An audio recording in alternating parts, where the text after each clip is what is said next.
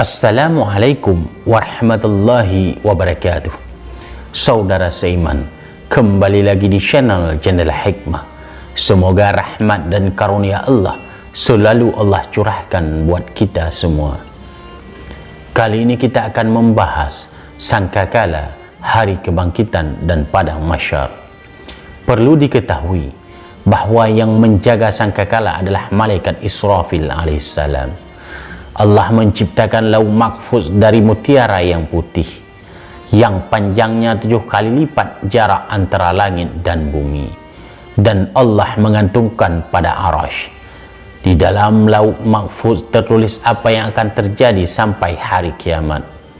Malaikat Israfil mempunyai 4 sayap, yaitu sayap di sebelah timur, sayap di barat, sayap yang menutupinya, dan sayap yang menutupi kepalanya. Wajah malaikat Israfil alaihissalam sangat pucat karena takut kepada Allah yang menundukkan kepalanya dan memandang ke arah arasy. Salah satu tiang arasy berada di pundaknya dan dia tidak kuat menyangga arasy kecuali dengan kudrat atau kekuasaan Allah. Maka sesungguhnya dia itu merasa kecil seperti burung pipit karena takut pada Allah. Jika Allah memutuskan sesuatu pada lauh mahfuz, maka dibukalah tutup di kepalanya dan dilihat apa yang diputuskan Allah, baik berupa hukum maupun perintah. Dan tidak ada malaikat yang tempatnya lebih dekat daripada arasy daripada malaikat Israfil alaihissalam.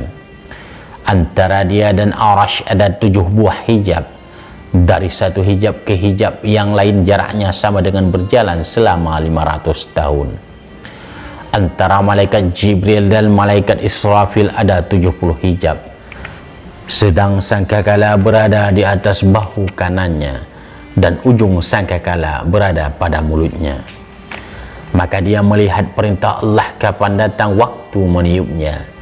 Jika telah sampai waktunya dunia, maka sangkakala pun mendekat pada wajah Israfil alaihissalam.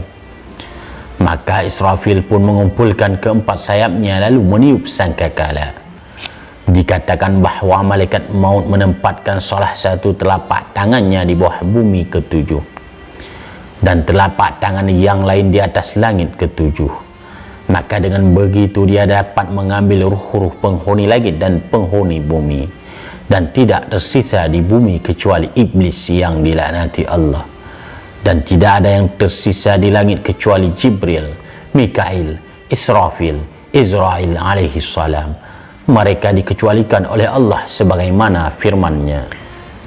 Dan ketika ditiup sangkakala, maka matilah orang-orang yang ada di langit dan orang yang ada di bumi, kecuali orang-orang yang dikehendaki Allah. Al-Quran Surat Az-Zumar ayat 68. Diriwayatkan dari Abu Hurairah radhiyallahu anhu, ia berkata, Rasulullah sallallahu alaihi wasallam bersabda, sesungguhnya Allah menciptakan sangkakala yang mempunyai 4 cabang, yaitu cabang di barat, cabang di timur, cabang di bawah langit ke-7 bagian bawah, dan cabang di atas langit ke-7 bagian atas. Di dalam sangkakala terdapat pintu-pintu sebanyak bilangan ruh, dan di dalamnya ada 70 rumah, yaitu satu di antaranya untuk ruh para nabi, satu rumah untuk ruh para malaikat, satu rumah untuk ruh para jin, satu rumah untuk ruh para manusia, satu rumah untuk ruh para syaitan, satu rumah untuk ruh-ruh binatang yang hina dan binatang melata seperti semut dan lain-lain. Dan hingga genap 70 macam rumah dengan 70 jenis makhluk. Allah memberikan sangkakala pada malaikat Israfil alaihissalam dan dia meletakkan pada mulutnya sampai waktu datangnya perintah meniupnya. Maka ditiupnya 3 kali, yaitu tiupan yang menggetarkan atau mengoncangkan, tiupan yang mematikan, dan tiupan yang membangkitkan. Huzaifah bertanya kepada Rasulullah sallallahu alaihi wasallam, "Ya Rasulullah, bagaimana keadaan semua makhluk saat sangkakala ditiup?"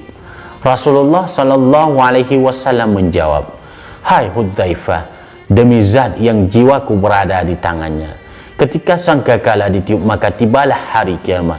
Seorang pemuda yang telah mengangkat sesuap makanan pada mulutnya tak bisa memakannya.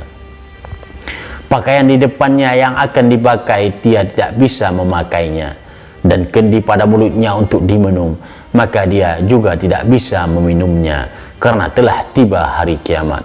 Wallahu a'lam. Mohon maaf atas segala kekurangan.